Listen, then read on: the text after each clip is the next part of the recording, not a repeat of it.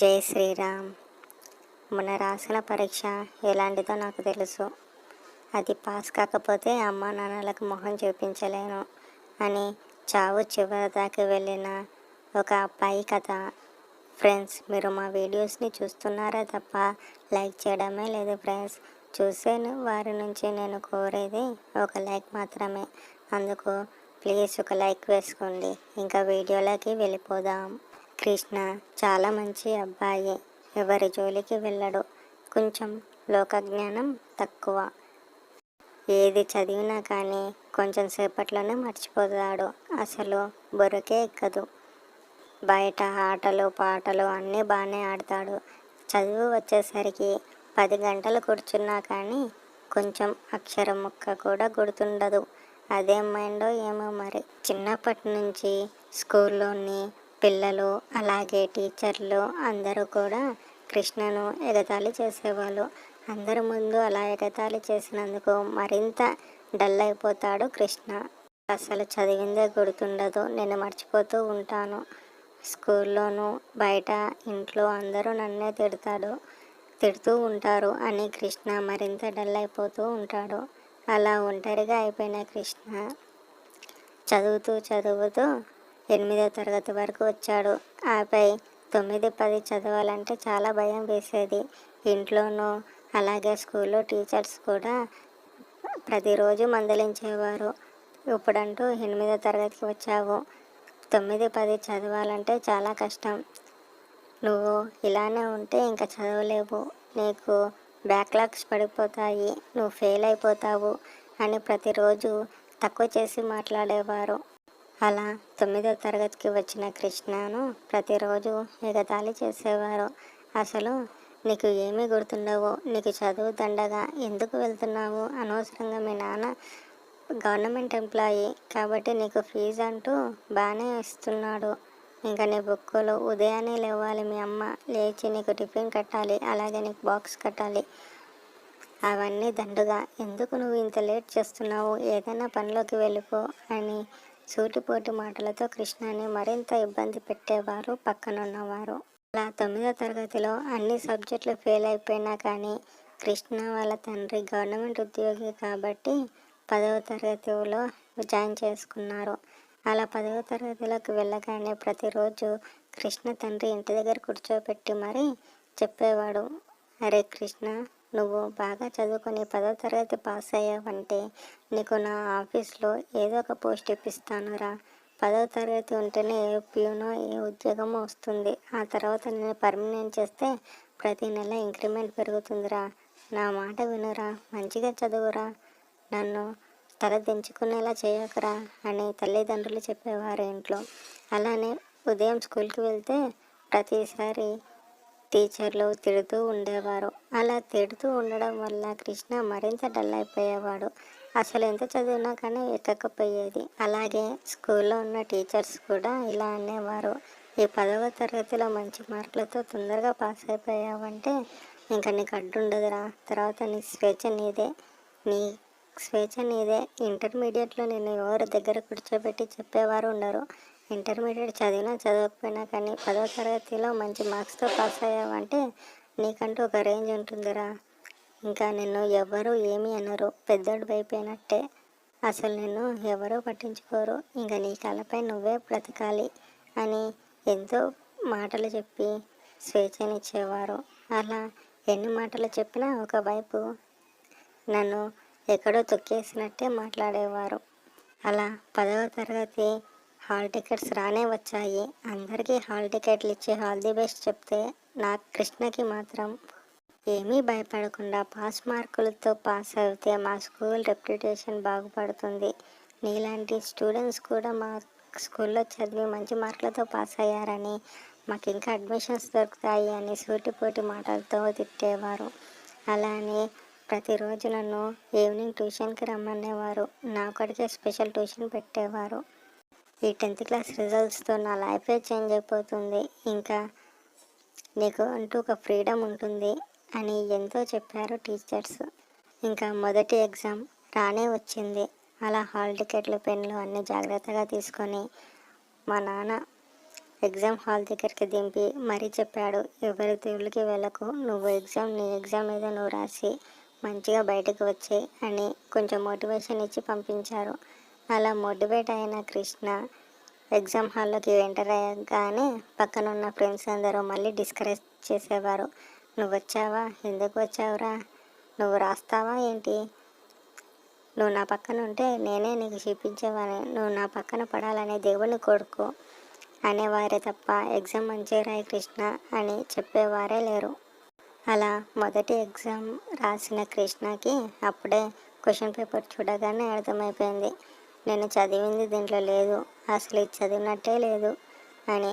కానీ తండ్రి చెప్పిన మాట గుర్తుపెట్టుకున్న కృష్ణ ఆ క్వశ్చన్ ఏదైనా పర్లేదు, మనకి ఏదైతే వచ్చిందో అది అటెంప్ట్ చేయాలని ముందుగా వచ్చినవన్నీ అన్నీ పక్కకి పెట్టి ముందుగా ఏవైతే తెలిసినావో అవన్నీ క్వశ్చన్ నెంబర్తో సహా వేసి రాసిన తర్వాత ఏవైతే రావో అది ముందుగా హెడ్డింగ్ పెట్టి లోపల ఏదో మ్యాటర్ రాసి మళ్ళీ చివరగా మళ్ళీ క్వశ్చన్లో హెడ్డింగ్ రాయమన్నారు. అది బాగా గుర్తుపెట్టుకున్న కృష్ణ అలాగే పాటించాడు. అలా మొత్తం రాసేసిన కృష్ణ అలా క్వశ్చన్ పేపర్లో క్వశ్చన్స్ అన్నీ ఏది వదలకుండా రాస్తాడు కృష్ణ. అలా ఎగ్జామ్ అయిపోతుంది. మొదటి ఎగ్జామ్ ఎలా ఉందంటే మిగతా 5 సబ్జెక్టులు ఎలా రాయాలో ఏమో అని భయపడుతూ ఉంటాడు. ఇవి థియరీ ఎగ్జామ్స్ అయితే ఏదో రాయొచ్చు, కానీ ఎల్లుండి రాబోయేది మ్యాథమెటిక్స్, అది ఎలా ఒకసారి నాన్నని కనుక్కుందాం అని తండ్రి దగ్గరికి వెళ్ళి, నాన్న మీరు చెప్పినట్టే రాస్తున్నాను, కానీ ఇది మ్యాథమెటిక్స్ కదా, ఇది ఎలా రాయను అని అంటాడు కృష్ణ. అదేమీ లేదురా, ఇవన్నీ ముందుగా క్వశ్చన్లో ఉన్న సైడ్ హెడ్డింగ్ వేసి ఆ క్వశ్చన్లో నెంబర్స్ వేసి నీకు మల్టిప్లికేషన్ అయితే మల్టిప్లికేషన్, ప్లస్లు అయితే ప్లస్లు, మైనస్లు అయితే మైనస్లు వేసి లాస్ట్లో వాల్యూ వేసి అని కొంచెం మోటివేషన్గా చెప్తాడు. అలానే ఆ సబ్జెక్ట్ కూడా కంప్లీట్ అయిపోతుంది. అలా మిగిలిన సబ్జెక్ట్స్ అన్నీ కూడా అలానే చేస్తాడు. ఇంకా ఎగ్జామ్స్ అయిపోయాయి. అందరూ వెకేషన్స్ కానీ బయటికి సమ్మర్ హాలిడేస్ కానీ అమ్మమ్మ నానమ్మ ఇంటికి వెళ్తే కృష్ణ మాత్రం ఒంటరిగా ఉండేవాడు. అలా పక్కన ఉన్న జనాలందరూ కూడా కృష్ణని ఎగతాళి చేస్తూ ఉండేవారు. ఏంటి కృష్ణ, ఎగ్జామ్స్ అయిపోయాయి, ఎలా రాసావు, బాగానే రాసావా, పాస్ అవుతావా, ఏమైనా బ్యాక్లాగ్స్ పడతాయా అని ఎగతాళి చేసేవారు కృష్ణని. ఇంకా రిజల్ట్స్ రావడానికి వారం సమయం ఉంది. కృష్ణకి ఒళ్ళంతా జ్వరం, మొత్తం దాని గురించే ధ్యాస. అసలు అన్నం తిందామంటే తినాలనిపించడం లేదు కృష్ణకి. అన్నం చూస్తేనే చిరాకు వేస్తుంది, అసలు జనాలని చూస్తేనే చిరాకు వేస్తుంది కృష్ణకి. ప్రతిసారి నా రిజల్ట్స్ గురించే మాట్లాడతారా కానీ నాకు ఎలా ఉందా అని ఒకరు కూడా అడగరు అని బాధపడుతూ ఉంటాడు కృష్ణ. ఇంకా రిజల్ట్స్కి 2 రోజుల సమయం మాత్రమే ఉంది. అంత పని వదిలేసి పని పెట్టుకొని మరీ నా ఇంటికి వచ్చి కృష్ణ బాబు కృష్ణ రిజల్ట్స్ వస్తున్నాయంట, ఎలా రాసావు ఎగ్జామ్ అని ప్రతిసారి అడుగుతూ ఉన్నారు. అలా అడిగేసరికి తల్లిదండ్రులు చెప్పిన మాటలు గుర్తుకొచ్చిన కృష్ణకి నేను ఎగ్జామ్ ఎలా రాశానో నాకు మాత్రమే తెలుసు. ఎగ్జామ్లో ఖచ్చితంగా సబ్జెక్టులు పోతాయి, ఇంకా నా వల్ల కాదు, నేను నా తల్లిదండ్రులకు మొహం చూపించలేను అని ఊరు దగ్గరలో ఉన్న చెరువు దగ్గరికి వెళ్తాడు. ఆ చెరువు దగ్గరికి వెళ్ళొద్దని రెడ్ అలర్ట్ పెడతారు పోలీసులు. అయినా కానీ కృష్ణ వెళ్ళిపోదాం అని డిసైడ్ అయ్యి లెటర్ రాసి ఇంట్లో పెట్టి అక్కడి నుంచి నెమ్మదిగా చెరువు దగ్గరికి వెళ్తాడు. రిజల్ట్స్ రావడానికి మరో 1 గంట సమయం మాత్రమే ఉంది. అలా నడుచుకుంటూ వెళ్తున్న కృష్ణ ఆలోచించుకుంటూ వెళ్తాడు. నాకు ఎలాగో అర్థమైపోయింది, నాకు ఈ సబ్జెక్ట్స్ అన్నీ పోతాయి, నా భవిష్యత్ ముందుగానే తెలుస్తుంది, నేను నా మొహం నా తల్లిదండ్రులకు అలాగే మా ఫ్రెండ్స్కి చూపించలేను, ఇంకా నేను పోతేనే వాళ్ళు సంతోషంగా ఉంటారు అని దగ్గరగా చెరువు దగ్గరకు చేరుకుంటాడు కృష్ణ. అలా దగ్గరికి చేరుకోగానే ఆలోచిస్తూ ఉంటాడు కృష్ణ. అప్పుడే వాళ్ళ తండ్రి ఇంట్లో పేపర్ ఏంటబ్బా ఇలా గాలికి ఎగురుతుంది అని పేపర్ చూడగానే ఒక్కసారిగా ఆ పేపర్ పడేసి ఫోన్ తీసుకొని వెంటనే పక్కన ఉన్న వాళ్ళని అందరినీ అడుగుతూ కృష్ణ ఎక్కడికి వెళ్ళారంటే ఇలా నడుచుకుంటూ వెళ్ళాడు అని చెప్పగానే కృష్ణ తండ్రికి అర్థమైపోయి చెరువు దగ్గరికి వెళ్తాడు. కృష్ణ అక్కడే ఉండి ఆలోచిస్తూ ఉంటాడు.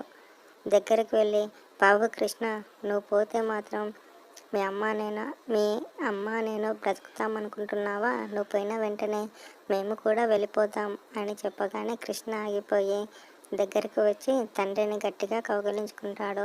నాన్న, నాకు చాలా భయంగా ఉంది. అందరూ నా రిజల్ట్స్ గురించి అడుగుతున్నారు. నాకేమో భయంగా ఉంది. నాకేదో సబ్జెక్ట్స్ పోతాయని భయం. సబ్జెక్ట్స్ పోయాయంటే మీకు నేను మొహం చూపించలేను. అలాగే మీ తల దించిన వాడిని అవుతాను. అందుకని నేను పోతే మీకు ప్రశాంతంగా ఉంటుందని ఇలా డిసైడ్ అయ్యి ఇక్కడి వరకు వచ్చాను నాన్న. నన్ను క్షమించండి అని అనడంతో, బాబు కృష్ణ, మరొక 10 నిమిషాల్లో నీ రిజల్ట్స్ వస్తుంది. ఈ రిజల్ట్స్ ఒకటే నీ భవిష్యత్తుని మార్చదు కృష్ణ. నేను చెప్పింది విను. ఈ సబ్జెక్ట్స్ పోతే పోయాయి. భవిష్యత్ అంటే, జీవితం అంటే నువ్వు 10వ తరగతిలో మంచి మార్క్స్ తెచ్చుకోవడం మాత్రమే కాదు. జీవితం అనేది ఒక చిన్న జీవితం కృష్ణ. అర్థం చేసుకో. నువ్వు ఎంత మంచిగా జీవిస్తావో జీవితం అలా నీకు సహాయపడుతుంది. అంతేకాని నువ్వు ఇప్పుడు ఈ రిజల్ట్స్ వల్ల నువ్వు పోతే మాత్రం మాకు ఒక బాధను కలిగించిన వాడు అవుతావు అని కృష్ణ తండ్రి చెప్తాడు. అలా 10వ తరగతి రిజల్ట్స్ రానే వచ్చాయి. కృష్ణ, మర్చిపోయానురా, నీ హాల్ టికెట్ ఇంట్లోనే ఉంది. ఫోటో కూడా తీసుకోలేదు. హాల్ టికెట్ నెంబర్ తెలియదు. ఒకసారి ఇంటికి వెళ్ళి చెక్ చేద్దాం పదా అని అనడంతో, నాన్న నాకు గుర్తుంది అని చెప్పిన మాట విన్న కృష్ణ తండ్రి ఒకసారిగా షాక్ అయిపోతాడు. అదేంట్రా, నీకు బాగానే గుర్తుంది. ఒకసారి హాల్ టికెట్ నెంబర్ చెప్పు. మరి ఎన్ని రోజులు ఇవన్నీ చదువుకుంటే ఇప్పటికి ఇలాంటి కష్టం వచ్చేది కాదు కదా అని కృష్ణ తండ్రి అనడంతో, అదేమీ లేదు నాన్న, నా ఫ్రెండ్స్ అలాగే టీచర్స్ అందరు కూడా అడుగుతూ ఉండేవారు. అందుకనే హాల్ టికెట్ నెంబర్ బాగా బట్టి పట్టాను. అలా బట్టి పట్టినందుకు వచ్చేసింది అని చెప్పడంతో, అంతేరా జీవితం. నువ్వెంత గట్టిగా కోరుకుంటావో అంత త్వరగా వస్తుంది, చావైనా బ్రతికైనా అని తండ్రి చెప్తాడు. అలా హాల్ టికెట్ నెంబర్ చెప్పురా అని అనడంతో కృష్ణ హాల్ టికెట్ నెంబర్ చెప్తాడు. అలా ఎంటర్ చేసి ఎంటర్ బటన్ కొట్టే ముందు ఒకసారి గట్టిగా భగవంతుని కోరుకుంటాడు. మినిమం పాస్ మార్కులు వచ్చేలా చూడు తండ్రి, మా వాడు చాలా బాధపడుతున్నాడు అని కళ్ళు మూసుకొని ఎంటర్ బటన్ కొట్టేసరికి 10/10 వస్తుంది. ఇదేంటి, వేరే వాళ్ళ హాల్ టికెట్ నెంబర్ చెప్పాడా ఏంటి అని చూసేసరికి పేరు, తండ్రి పేరు, రోల్ నెంబర్, ఫోటో అన్నీ కరెక్ట్గా ఉన్నాయి. ఒక్కసారిగా ఆ రిజల్ట్స్ చూసిన తండ్రి వెంటనే కృష్ణని గట్టిగా కౌగిలించుకొని, అరే కృష్ణ, నువ్వు సాధించావురా. నువ్వు ఇంతమంది క్వశ్చన్లకి ఇప్పుడు ఈ ఆన్సర్ చెప్పొచ్చు నువ్వు అని గట్టిగా కౌగిలించుకుంటాను. అన్ని సబ్జెక్టులు పోయాయా ఏంటి అని అనడంతో, లేదురా, నువ్వు మీ స్కూల్ అని కన్నీళ్ళు పెట్టుకుని అనడంతో, నువ్వు ఎన్ని రోజులు బాధపడ్డావు కదా, ఇప్పుడు చేపించరా ధైర్యంగా. ఎవరైనా ఏమైనా అడిగితే నీ మార్క్స్ లిస్ట్ చేపించు, ఎవ్వరు నీ జోలికి రారు అని చెప్తాడు. అలా స్కూల్లో అవమానించిన టీచర్సే ఇప్పుడు కృష్ణ ఫోటోతో పెద్ద బ్యానర్ వేస్తారు. అలా కృష్ణకి వచ్చిన మార్కులతో అడ్మిషన్స్ బాగానే వస్తాయి. అలా వచ్చిన అడ్మిషన్స్తో కొంచెం డబ్బులు కృష్ణకి అందజేస్తారు. అలా కృష్ణ మంచి మార్కులు సాధించి గొప్పవాడు అవుతాడు. అలా ఒక్కసారి ఆ 10వ తరగతి రిజల్ట్స్ మన తలరాత ఏమీ మార్చదు ఫ్రెండ్స్. మన జీవితమే మనల్ని ముందుకు సాగిస్తుంది. చూసినందుకు థ్యాంక్స్. ప్లీజ్ లైక్ చేయండి. Thank you all.